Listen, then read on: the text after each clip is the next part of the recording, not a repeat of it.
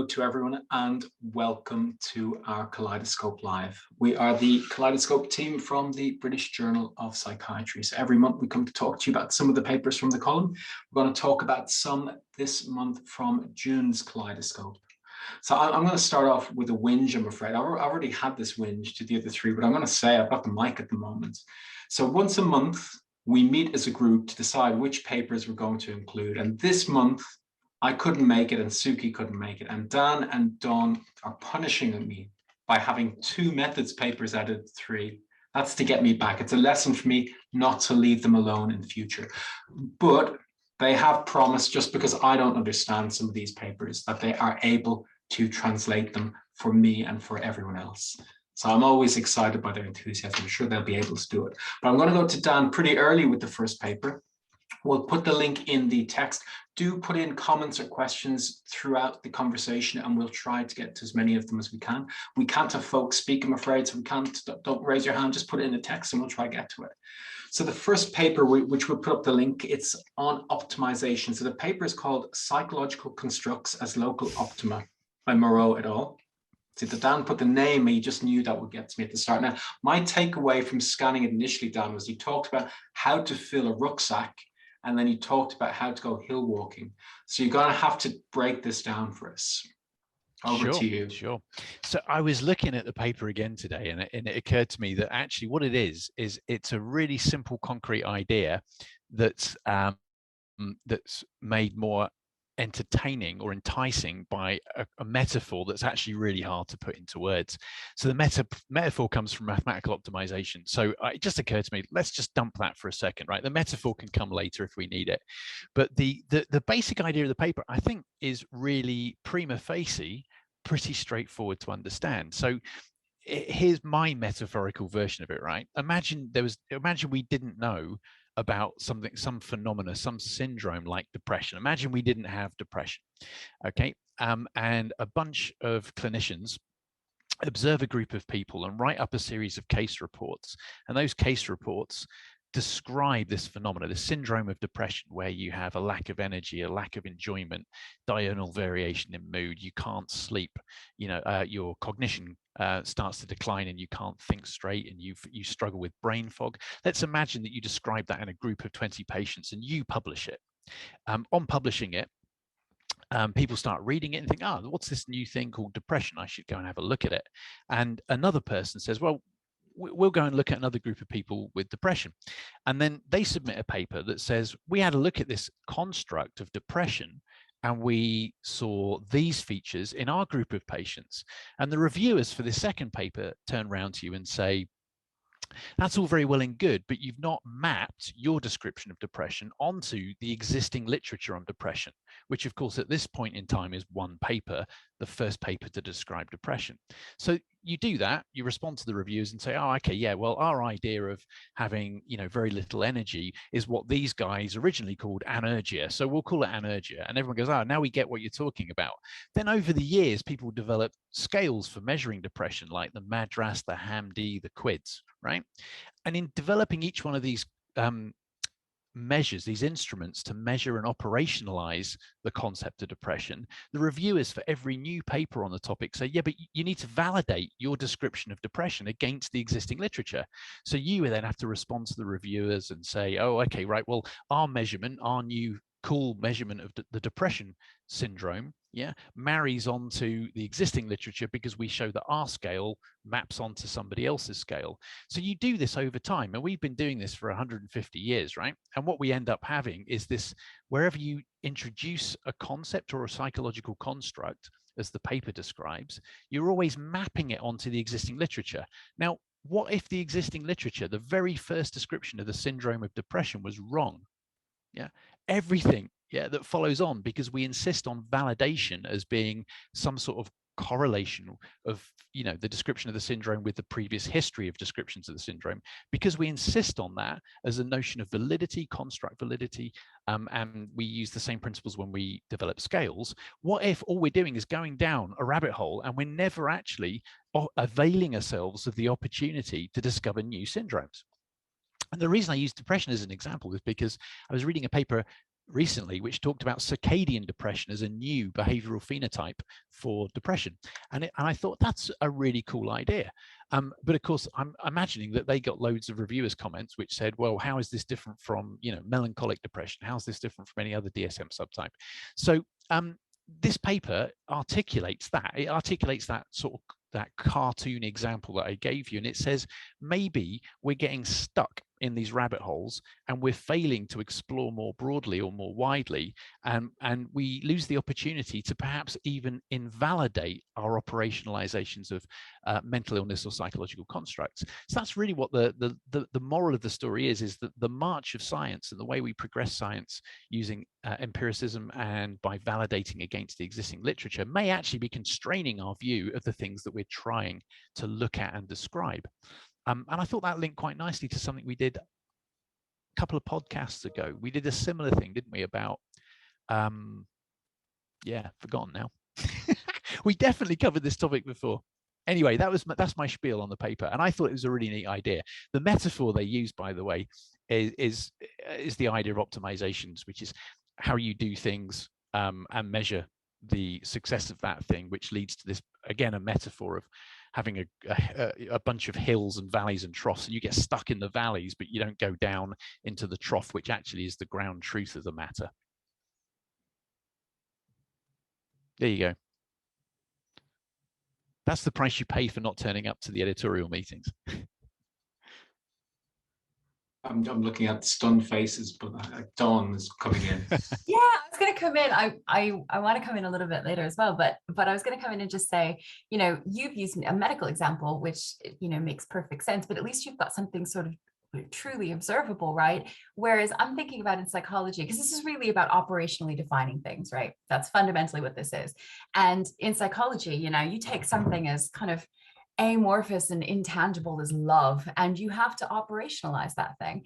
And so your perspective that you're coming from is going to fully inform what, is love a dilation of the pupils and the quickening of the heartbeat? Is it a cognitive preoccupation? Is it, what exactly is it? Behavioral? Is it physiological? Is it whatever? And then you've got to kind of pull these things together.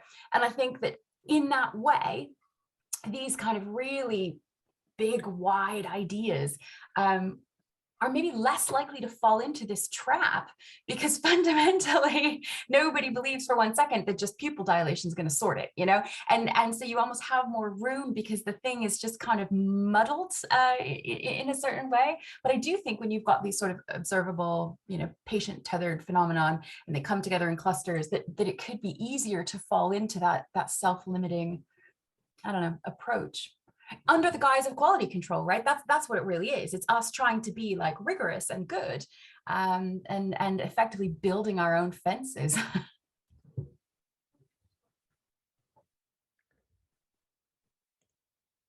Yeah, I'm stunned into silence. But given the fact that we're here, this is something that Dan has described to me when we've discussed using computational approaches to study behavior and how we might begin to map those onto kind of neural substrates of behavior. Just this kind of systems type approach that's promoted in the kind of RDoC transdiagnostic approach, that it's difficult to look at syndromes because they're very complicated and very difficult to see one substrate that would underpin a disease, for example, like depression or schizophrenia, that maybe we need to look for underlying constructs. So can we have a look at the behavior? And to me, this looks like the top end of that, which is essentially saying we've got various ways of looking at psychological constructs, and how can we move beyond just the one grouping that we have? And I think I agree with Dan that the language is really nice, and using this particular kind of exploratory metaphor that's used in the kind of computational approach, at least in my simplistic understanding of it, is kind of helpful, and it pushes the direction forward. But I thought the paper was a little bit weak on like, what should you do, right? So saying we should do something else, yeah, sure. Like, who's going to disagree with we should do something else? Because our definitions, particularly of diseases or some psychological constructs, are not super tight. So then the question is, that's fascinating, that we should do something else, but what should we do? And that, even though I read the kind of end of the paper a couple of times, I really struggled. Like, it didn't actually say very much. It kind of said you could map, you could use recent advances in neuroscience to maybe map some things on. You could look at different kinds of classification, could maybe use data-driven approaches. But interestingly enough, just before I came here, one of the postdocs who's working with us, Burke, showed us some eye tracking data looking at patients with psychosis and with healthy folk, matched folk. And one of the things that we saw was that there weren't enormous performance differences in the eye movement metrics, but he'd used quite a sophisticated computational model of the behavior, and using that, he could cluster the patients into two relatively clean groups. So so what he'd done is essentially what this paper was describing. It was kind of saying, can you use data-driven approaches to categorize, either in this case, we were trying to subcategorize performance within patients, but this paper's arguing you could use that to categorize in a completely new way, existing constructs like, working memory. And then the question for us now is, we've got this classification which says that there's a split based on this computational model of these patients. Now we need to understand, and this was a conversation from today's, now we need to understand what does that represent? So we're going to try and do that at all of these levels. We're going to look at a much closer look at behavior, but not using like the kind of breakdown that we have of the existing scales, but maybe to put all the data together to kind of think, actually, can we look at all the individual items across a set of scales, whether they're psychosis or depression or the PANS or whatever it may be? Can we see what these new clusters map onto, which particular features or which particular domains or circuits do these map onto? And that's quite a difficult question, because it's not kind of theory-led in that pure sense, because you've achieved the classification, but you don't quite know what it represents, and you're in the journey to try and find that out. And you can use that, you can operate that at several levels, whether it's about behavior or circuits. And at the end of this paper, that's kind of what they suggest. They said, why don't we try find these new classifications and map them onto new circuits, use data-driven techniques. And then it gets a bit vague around kind of functional brain parcellation or construct delineations. If we try and fractionate the psychological construct into smaller bits, can we then try and map that onto neuroimaging data, for example? So I kind of think it's definitely an approach that I think is being proposed. But as to,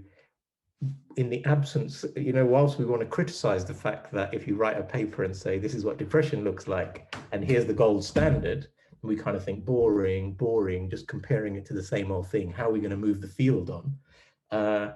Actually, moving the field on also is not easy, because you can end up, you've got a kind of classification, you've identified something which looks like it's got a difference, but what will be your gold standard now? So if you map it onto some neural circuit, will that answer your question, or will the criticism still be, well, you've just you found something in that model and you've mapped it onto a kind of neural circuit, but there's no theory, and then you're having to make a post hoc theory. But you couldn't have a theory because you didn't know what the classification was going to emerge with. So I just kind of think there's a kind of tautology in that, and that it requires a kind of expansion of our thinking, which might link very nicely onto our next paper.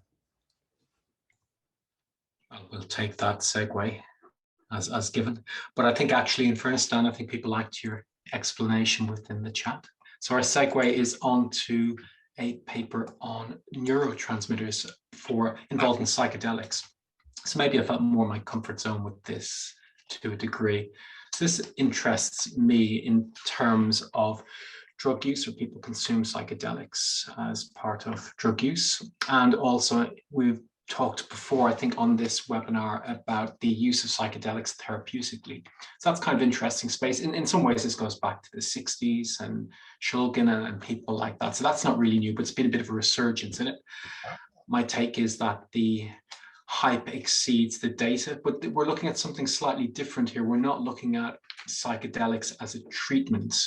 for a mental illness, we're looking at psychedelics and what they do in the brain. And this has been interesting for long periods of time because it's really individualized experience compared to many other drugs. So people's experience on psychedelics, so things like LSD and psilocybin and so forth. And that can make it hard to map. So you've got a very individualized experience, but what it's doing in the brain. So my take, Dawn, had always been that they acted on serotonin 5-HT2A receptors, and that was the extent of my psychopharmacology. So how did this paper get around this issue and discover what they're doing in the brain? Yeah, so I think this paper is an excellent example of attempting to do what is called for in Dan's paper.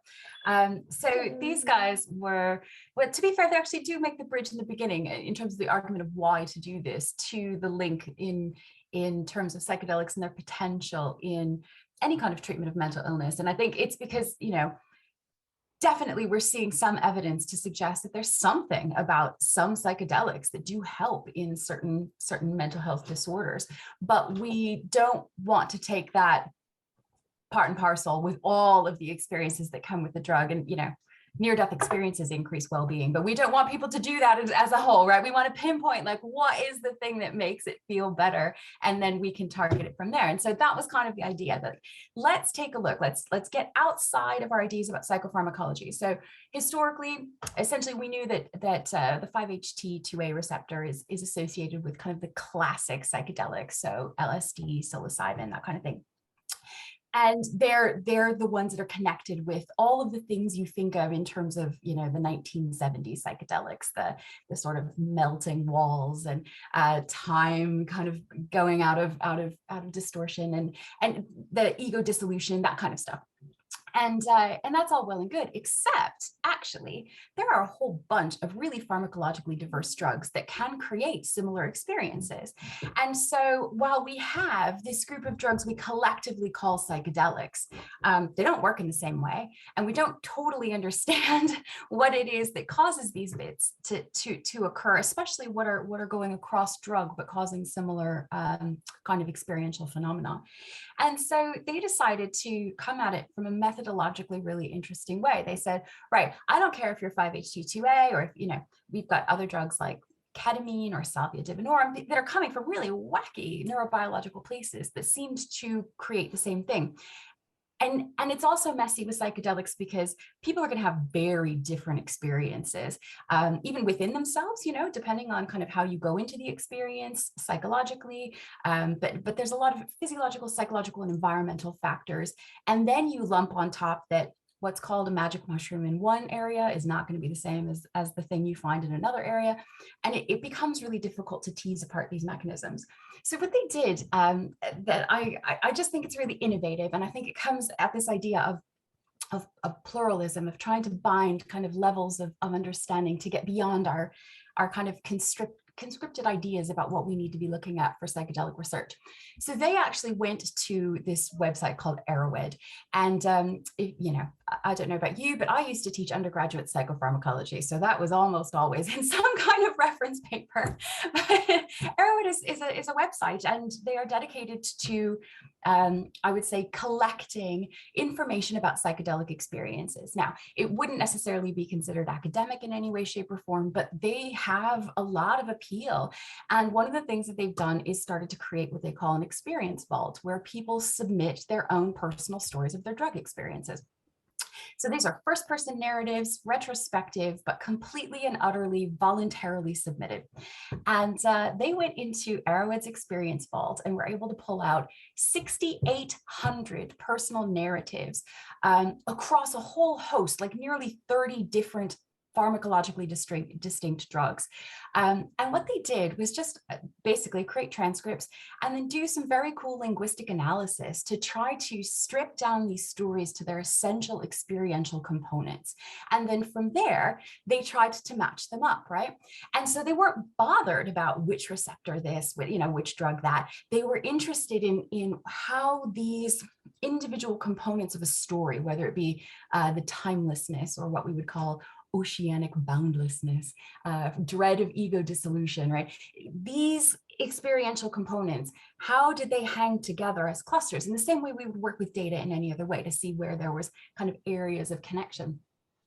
And then from there, they did this particular thing called a CCA analysis. And what they did was map these experiences, regardless of the drug that it came from, to essentially receptors. They created kind of a 3D map in the brain. And what that does is liberate us in terms of understanding the components of psychedelic experience from being bound to individual drugs, and instead says, right, this whole thing about time being weird, that seems to be associated with this network of receptors.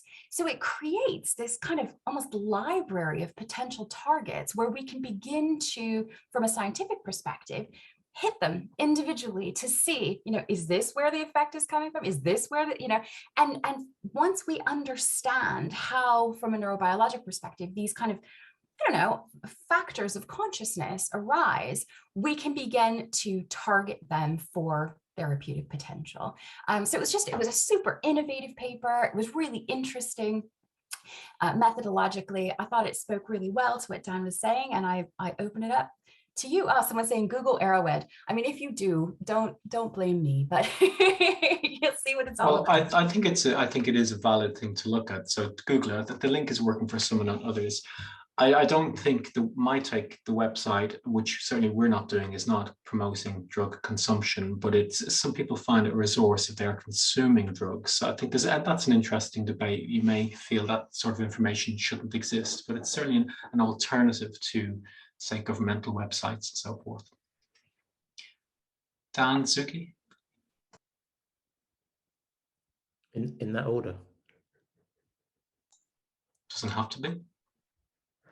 I thought it was I love these papers that look at subjective experience, because that's one of the things I think that, particularly in mental health, it may be that we don't focus on that quite enough, because if you focus on the aspects of kind of diagnosis, sometimes you lose the richness of the narrative, and actually often you think that you can't really understand the difficulties without really understanding the context. So the richness of the experience itself, this attempt to use a kind of, again, a data-driven approach to be able to look at the words that are in the descriptions, to clean up the description, to try and find the common links, to be able to find 9 different areas of experience or perception that people described. Yeah, that sounded like for me that was quite an interesting process in itself. And then I think the areas that were a little bit less convincing for me were then mapping those experiences effectively onto kind of broad neurotransmitter maps. And although it seems like a natural thing you want to do, that if you have neurotransmitter maps of the brain, that surely these experiences should map onto that. But that's essentially what we've been moving away from for a long time now, that the idea that one bit of the brain or one neurotransmitter is driving an experience. I think, for most people who study the brain, they're not going to agree with that. This is kind of old-fashioned neurological thinking from 60, 80 years ago. And so I think that so it's, for me, it's like a mix of something that's really interesting and fascinating, this phenomenology, and then to tag it onto something to make it a little bit more interesting. I think that bit is probably is weaker. And then the next bit is to say, well, we also know that there's various, bunches of genes which can be associated with various neurotransmitters, and we could also have a look to see whether those cluster around these experiences. I think that also seemed a little bit stretching. However, again, on the positive side, the thing that I quite like is they covered quite a broad range of kind of neuroscience. So it's kind of interesting to see within the paper, they describe these kind of Bayesian formulations of decision-making with these kind of prior experience and kind of sensory input, and how you match those together, and that's how you make a decision about what's going on in the world, which is very relevant to these kind of experiences, to kind of say, well, and then to say, well, the literature kind of says that maybe this top-down processing thing becomes what these drugs do is make that much weaker. So you can really experience the sensory input in a really unfiltered way. So it's almost like you've switched your expectations and experience off, and this is giving you a new way of understanding the sensory environment that you have. And that's maybe why people get all of these weird experiences. And that might be why, there's a lot said about kind of connectomes and different bits, different neural circuits that are working at different times, and this kind of default mode network, which is when you're not doing anything specific, that it may be that these kind of hallucinatory drugs may actually impact that. Maybe one of the few things that modulate that DMN network, that actually that's something, and that will then mean that you're not, the normal kind of restraint on the brain is not functioning in the normal way. So I thought those ideas and linking that together, I thought that was really nice. And the other bit that I quite liked is that they did make a distinction between, you can kind of take a drug and you get an effect, but you don't know whether it's hitting the neurotransmitter that you think it's hitting, or actually it's downstream effects. And with lots of the medications that we use to treat mental health conditions, often the results are not instantaneous. So like you may take something, you may take an antipsychotic, antidepressant, and actually it's not like you take it and the next day you start to feel better. Although there is some literature say that some people do, but most often it might be a week, 2 weeks, 3 weeks before people start to see sustained benefit. And so therefore people are beginning to think that maybe it's the downstream impact of those drugs rather than the acute one that may be causing that. And so these drugs, this kind of study is going to always be slightly problematic about, is it hitting those 5-HT2A receptors? Because we know in vitro and maybe in kind of preclinical systems, we know that that's what happens because we can actually have a look. But actually, is the action in terms of perceptual experience a bit further downstream? And I guess if I was just wrapping that up, and the final bit, I think, which they mentioned, but I think is good just to reiterate, is this is a very highly selective sample. This is not taking 100 people from the number 69 bus and giving them all a hallucinogen of some choice and then actually seeing what experience they have. And one of the things that we know, I think that is well established, is that expectation and anticipation have enormous impact on people's perceptual experiences. So if you take a drug with a set of expectations that the clock's going to start melting and time is going to flatten out, the chances of that happening is going to be a lot stronger than if you take something you've got no idea of what is going to happen. So if you read this and take a drug, the chances are that you're not really freeing up your brain. All you're doing is you're letting it be under the influence of another set of expectations. I think it's very difficult to truly believe that you can remove these kind of constraints from the brain and let it work in a sensory sense unless you've not got any expectations around that. And I think that's quite a difficult position to establish. So you have to treat the data within that with some caution as well, that it's not quite like a broad church of everything that anybody might experience. It's a broad church of folk who clearly have taken these drugs more likely from before. The reason why they may have taken them again is because they've got some expectations about what they're going to do. And if you have some expectations, it's likely that you'll go down that perceptual channel. Over to you, Dan.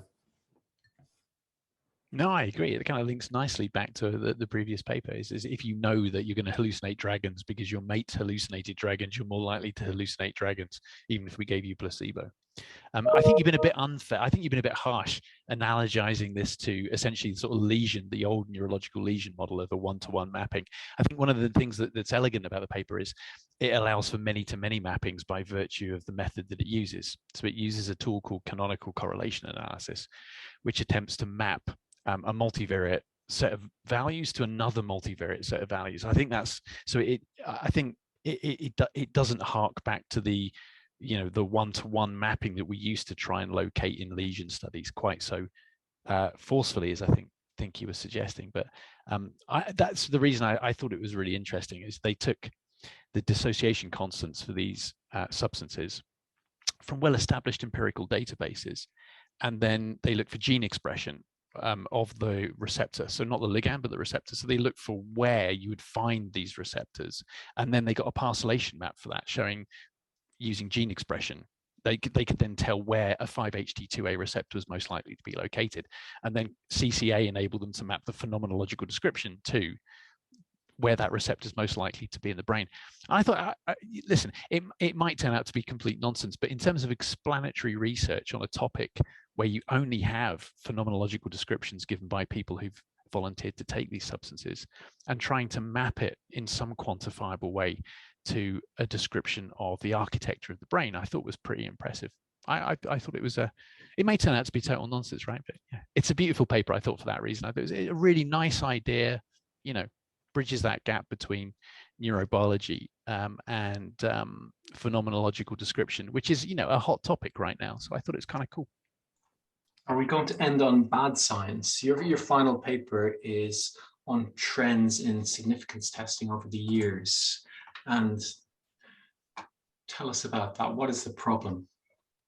Yeah, this was, yeah, well, it was a fun paper. So if you read the paper, I detected a hint of little bits of sarcasm and humor in it that I really enjoyed. But the essence of the paper is, the background to this, right, is that there's two schools of thought about p-values, right? There's only one correct school of thought about them, which is that they're a waste of time. But nonetheless, there are two historical schools of thought. One is that p-values are a continuous measure of the strength of evidence to reject a null hypothesis. That's one school of thought. The other school of thought is that they are not continuous values. Either the p-value or your test statistic falls below a critical threshold and you declare that you reject the null, yeah, or that you don't have evidence for the null, or you don't. So one version of this is the sort of Ronald Fisher version of null hypothesis significance testing, was they're continuous. So a p-value of 0.01, yeah, is probably more informative in terms of the null hypothesis than a p-value of 0.1, right? Because it's an order of magnitude different. Whereas the Neyman and Pearson approach was either it reaches the critical threshold or it does not, yeah? And I think, I might be wrong about this, but I think in biosciences, a lot of the experimental psychology and a lot of the more empirical sciences, I think we're happier, or we're more used, certainly in medicine, we're definitely more used to the Neyman-Pearson interpretation, which is, was it significant, yes or no? Yeah. And then what you end up with, and I know Suki knows this to be true because I've seen him do it, is you end up in this situation where you just think, oh God, if only that p-value was, you know, 0.01 less, we'd have a result to publish, right? And the medical literature has gotten hung up on that. And the way we get around it is we use ingenious language to try and hint that if only we had a few more patients in the study, or if only we'd run a few more, you know, trials of some psychophysics experiment, we would have reached that magic threshold of p less than 0.05. And the language we use for that is, well, it's not quite there, but it trends to significance, yeah, or it's nominally significant, or it, you know, there's a trend. So, you know, you shouldn't discount our result on the basis of that.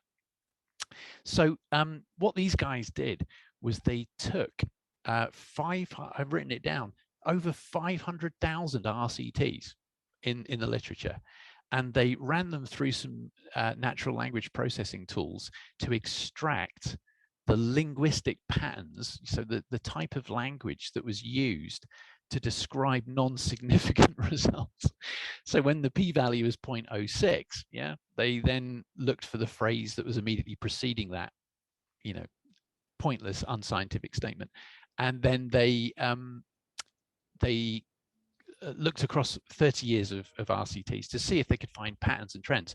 And I had to write them down because there were so many of them and they made me laugh so much that I enjoyed them. So the top phrases were, the top ways of linguistically smoke screening that you don't have a null hypothesis significance test, right, was marginally significant was the most popular one, followed by all but significant, followed by non-significant trend, followed by failed to reach significance, and then finally a strong trend, right? And we've all used those words and read them.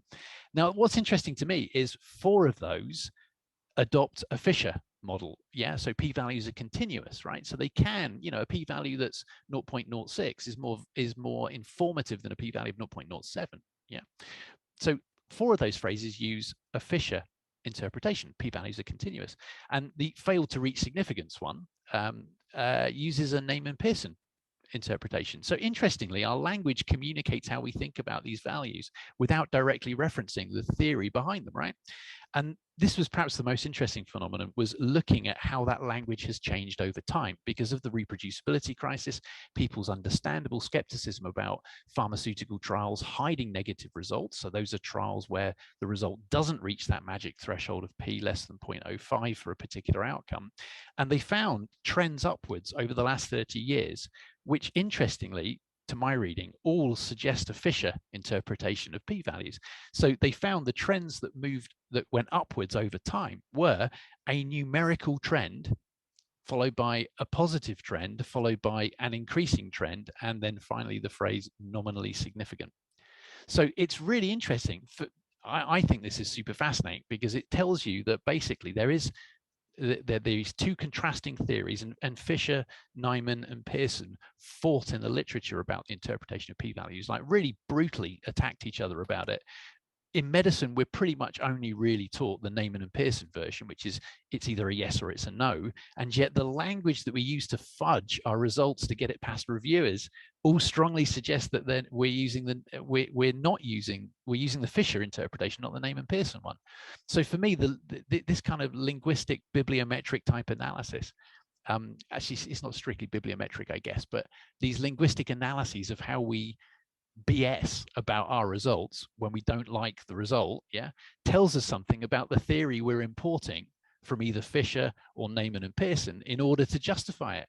So for me, I just thought that was beautiful. I think that's a really remarkable piece of work. And just before you asked, they did all of their statistical tests not using null hypothesis, but they used Bayes factors instead. So even the authors, I think in a cheeky way, said, we're not going to fall for the same trick. We're going to use something different. Anyway, that's my spiel on it. I just find that super interesting.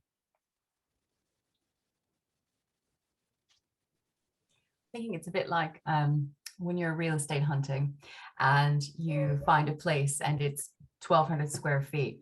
1,200 square feet in a densely populated urban area could be spacious, right? But 1,200 square feet in a big open area is cozy, yeah? And it's effectively trying to convey so much more when the data themselves don't change, right? It's entirely contextual and of course based in bias. But I wonder if that likelihood of kind of verbally describing it in a more affirmative or positive way, if that hasn't increased over time due to just frankly the resource required to produce research at this point. Like it's higher stakes, right? So I've got to be able to say something. And if it has to be, strongly approaching significance, well then, I don't know. I don't know if they looked at trends over time, because they looked at so many though.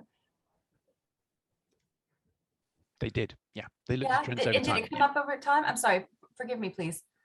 No, sorry, Dawn. Say the question again. What were you looking for the trend? I was curious, just as, I'm thinking about how expensive research has become. It feels exponentially over the last 30 years. And wondering if, if we aren't trying to really just like squeeze that last drop out of everything, because it was so, resource intensive, whether that be time or money or whatever, if it's not just a manifestation of the pressures on researchers as well.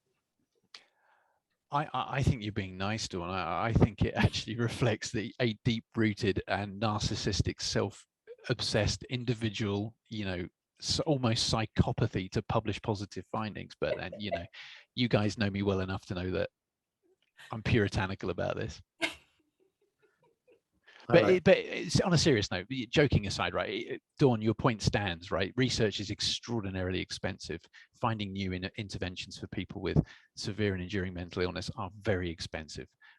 And if at the end of all that expenditure and years of effort, you adopt the null hypothesis significance testing approach, and you decide that you're going to stick rigidly to the Neyman Pearson interpretation, and it's dichotomously, yes, it supports the null hypothesis, in which case there's no effect, or it does not. Yeah. If you're going to go down there, ultimately, you're going to be biased towards using bullshit language like trend to significance. If only we'd had a few more patients, if the noise was slightly less in the data. You know, you're going to be forced to do that because you just can't let go of all that effort. It's a sunk cost fallacy. But ironically, if you talk, I mean, the statisticians of the world have got solutions to this for clinical trials, and it's called using Bayesian statistics, right? Where you just examine the posterior distribution of the effect, and it tells you the probability, that the effect size is of a certain value and all other possible values, right? It's beautiful. And there's no, the problem is we're so trained into using null hypothesis significance testing that we're just, we've abandoned the idea that we can think in straight lines with more than one number.